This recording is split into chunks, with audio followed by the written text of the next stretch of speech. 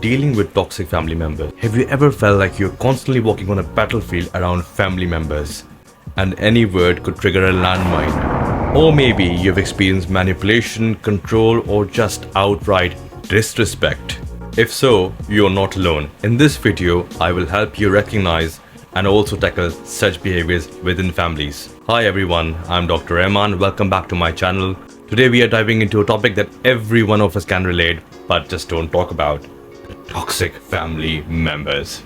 First, let's break down what toxic really means, especially in families. It can come in many forms, but the core issue is that it undermines your mental and emotional well-being. Number one, narcissism. This is when someone constantly needs admiration and exploits you without empathy. Number two, passive-aggressiveness. Ever received those backhanded compliments or felt like someone was sabotaging you? That's passive-aggressive behavior at play. Emotional manipulation. This involves guilt-tripping, playing the victim, or gaslighting, making you question your reality. Recognizing these behaviors is the first step towards understanding that it's not your fault. And no, you are not the magic word every toxic family member loves to use: overreacting.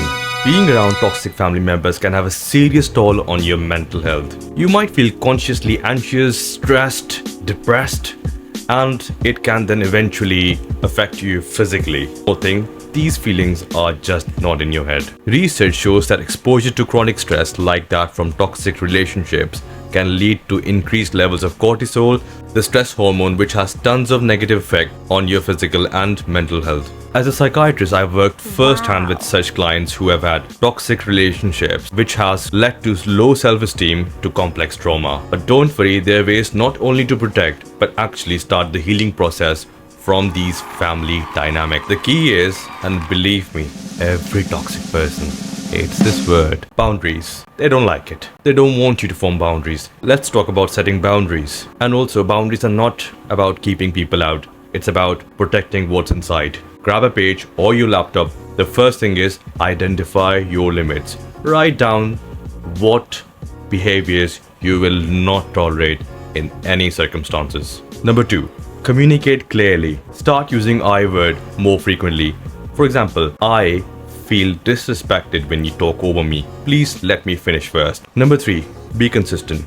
Toxic people would love to manipulate you somehow to make you guilty. But remember, consistency is the key. Remember, self-care isn't selfish. It's necessary for maintaining your mental health, especially in such situations. To give you a better idea about how these things work, I want to share an example. So let's just name this person as Sarah. Sarah struggled with a toxic parent who constantly undermined her confidence and belittled her achievements. After identifying these toxic behaviors, Sarah decided to set firm boundaries. She communicated her feelings clearly and was consistent throughout.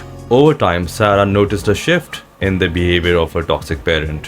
Her parent started to respect boundaries even more. And believe me, Sarah noticed a significant improvement in her mental health. This just shows, while it's not easy, but prioritizing your mental well-being and also setting boundaries can lead to a meaningful change. Remember, you're not alone in this journey. If you have more useful tips, please comment below and let me know. If you found this video to be helpful, please don't forget to like and subscribe and share it with someone who you think might need it. Thanks for watching.